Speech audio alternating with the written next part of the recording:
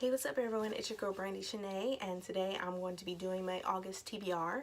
I know this is not really the beginning of August, but of course we had Booktubeathon last week, so that's what I was really focusing on last week, was to complete all the challenges, which I did, and I got my certificate today, so yay! But I'm doing my August TBR, and let's begin. Okay, so one of the books that I'll be reading is Sadie. If you've seen this book before, but I literally tried to read it once and I just had to put it down. I keep putting it down because I'm not really interested, but I'm going to really try to read this because it's Sadie from Courtney Summers, and this book will be coming out in September the 4th. So I'm definitely going to read this. It's a thriller. It talks about a girl named Sadie who loses her sister and is trying to find her killer. And then you have a person that has a podcast, I think his name is McCrae, who also goes into this investigation due to the fact that the police in this small town that they live in really didn't investigate on her sister's killer. So you have McCrae who's doing a podcast, and then you have Sadie who's trying to find her killer. So this is so like I said, I had to put this book down a couple times, but I already had started this book and I'm on page 84, so not that much, but this is where I'm at. But yeah, so this is one of the books that I'm going to be completing, and or at least trying to read in August, so that way I can give you a better review about this book. But yes, so Sadie. The next book that I'm going to be reading is From Twinkle with Love, because I didn't get a chance to get to it, and I'm going out of town next week at the beach and everything, so I was like, this is a perfect lovey-dovey book to read. And this is the Owl Crate exclusive edition, and let me read the synopsis of what it's about, because I forget what it's about. It says, aspiring filmmaker and wallflower Twinkle Mara has stories she wants to tell and universes she wants to explore. If only the world would listen. So when fellow film Greek Sahil Roy approaches her to direct a movie for the upcoming Midsummer Night Arts Festival, Twinkle is all over it. The chance to publicly showcase her voice as a director.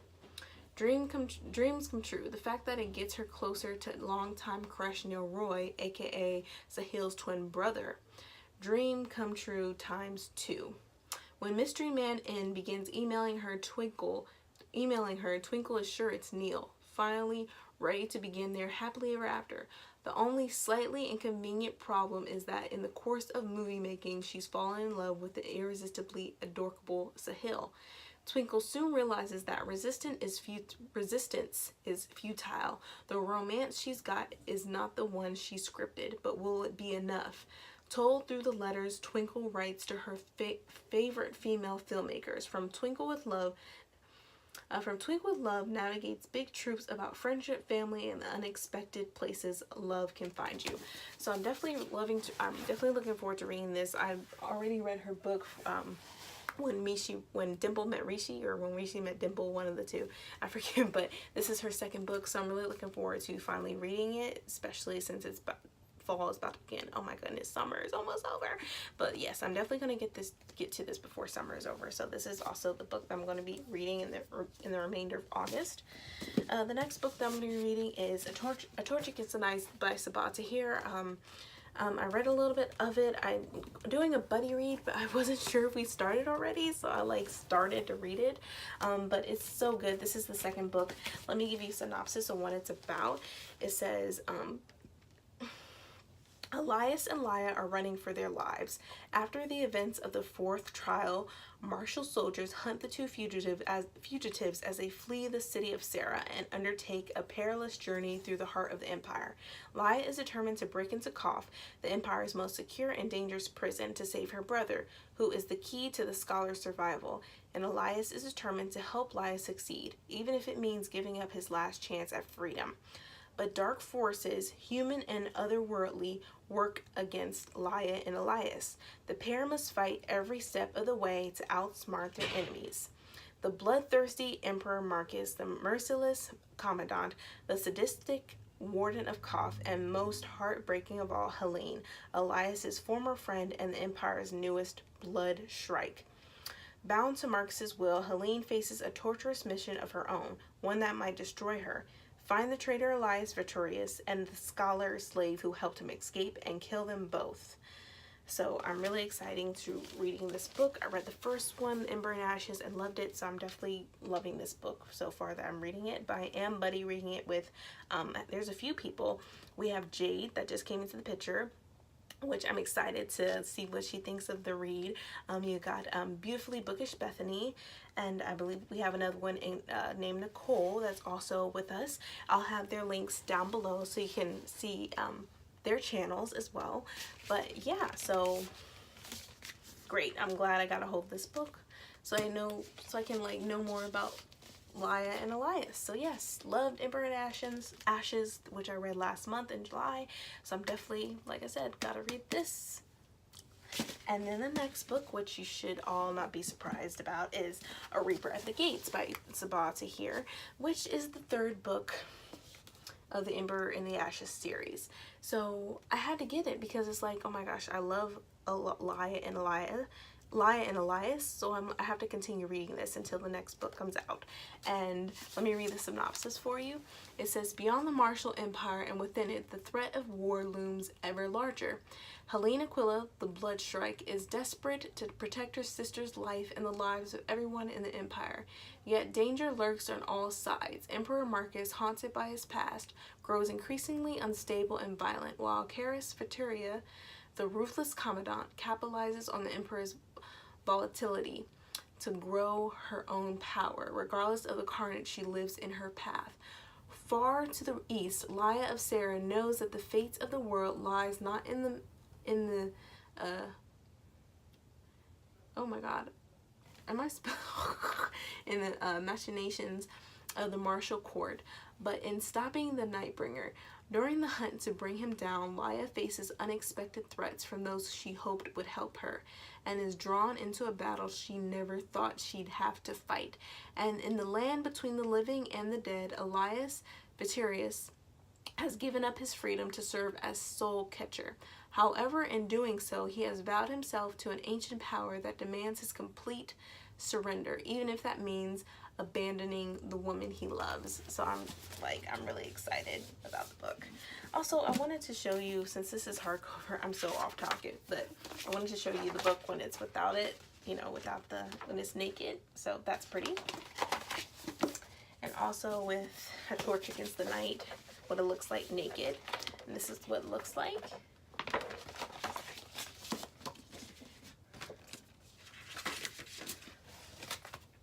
And then you got A Reaper at the Gates. It's hardcover, and this is what it looks like, so it's green. But yeah, I'm looking forward to reading this too. So after I read this, I'm going to read this because I was like, I need to continue on. I just have to. I love them, but yeah. Then I have an unboxing, which is from Amazon, and let's go into what I have first. So of course I had to get Jon Snow from the Game of Thrones. I love the Game of Thrones, and I love Jon Snow. He is sexy. He's amazing. And this is the one where he has all the scratches and stuff. It's not scratches, but I would say like wounds and cuts from all his battles that he has been a part of. So this is pretty much the Jon Snow version of when he pretty much meets Daenerys and becomes the captain of the Night's Watch. So definitely had to get him. He is so gorgeous. I'm gonna put him on my keychain, but yes, I had to get him. And then more books, which just came out today, by the way, and today is the 7th of August, and I got A Divine Comedy, Heretics Anonymous by Katie Henry. I saw Emma Books have this book, and she read it and she said it was amazing, and it talks about, let me just read the synopsis for you. It says, Michael is an atheist, so as he walks through the doors at St. Clair's, a strict Catholic school, sporting a plaid tie, things can't get much worse. His dad has just made the family move again, and Michael needs a friend. When a girl challenges their teacher in class, Michael thinks he might have found one, and a fellow non-believer at that. Only this girl, Lucy, is not just Catholic. She wants to be a priest. But Lucy introduces Michael to other St. Clair's outcasts, and he officially joins Heretics Anonymous, where he can be an atheist, Lucy can be an outspoken feminist, Avi can be Jewish and gay, Mike can wear whatever he wants, and Eden can practice paganism. After an incident in theology class, Michael encourages the heretics to go from secret society to rebels intent on exposing the school's hypocrisies, one stunt at a time. When Michael takes one mission too far, putting the other heretics at risk, he must decide whether to fight for his own freedom or rely on faith, whatever that means, in God, his friends, or himself. So this is Katie Henry's debut album, or debut book. Why did I say album? But I'm excited to read this, especially since I went to a Christian school, so to speak. Even though like it didn't seem like Christian at all, it seemed like just like a regular public school. We just had uniforms. And it's just, I really thought this would be funny because there's a lot of Christians out there that are hypocrites, and this is great because it's like they're pretty much like, you have Michael and his friends, the Heretics Anonymous, who are pretty much being devil's advocate. They're questioning everything, which I think is amazing. You should always ask questions because they produce answers. But not all the time. Some people don't even have the answers when you have questions for them. So I thought this was really interesting, and so I was really looking forward to reading this, and so I'm going to, and I'm super excited about this book. So I'm definitely going to be reading this in August too, just to let you know. The next book that I'll be reading in August, that just came out today, is Finding Yvonne by Brandy Colbert. I have not read her books, which I believe was Little and Lion, and I think she did another book. I haven't read those books, but I really wanted to read this book. Let me give you a synopsis on what that one is about, and what this one is about. Some choices are easier than others, and I still have the most difficult one ahead of me. Yvonne has had her trusted violin to keep her company for years, especially in those lonely days after her mom walked out on her family. But with graduation just around the corner, Yvonne is forced to face the cold, hard truth. She just might not be good enough to be accepted into a music conservatory after high school. Full of doubt about her future and increasingly frustrated by her strained relationship with her successful but emotionally closed-off father, Yvonne meets a street musician and fellow violinist who understands her struggle. He's mysterious, charming, and different from Warren, the familiar and reliable boy who's had her heart for the last 2 years. But when Yvonne gets an unexpected surprise that could change her life forever, she has to make the hardest decision yet. And this says, from the acclaimed author of Point and Stonewall Book Award winner Little and Lion comes another heartfelt novel about the twists and turns that can show up on a path meant only for you. So I'm definitely excited to reading this. I wanted to read this because the author also had her name is Brandy, and my name is Brandy. So I'm like, oh, I'm needing to read this. So I'm definitely excited to reading this, and this cover is amazing.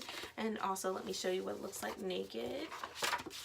This one looks like light blue with this.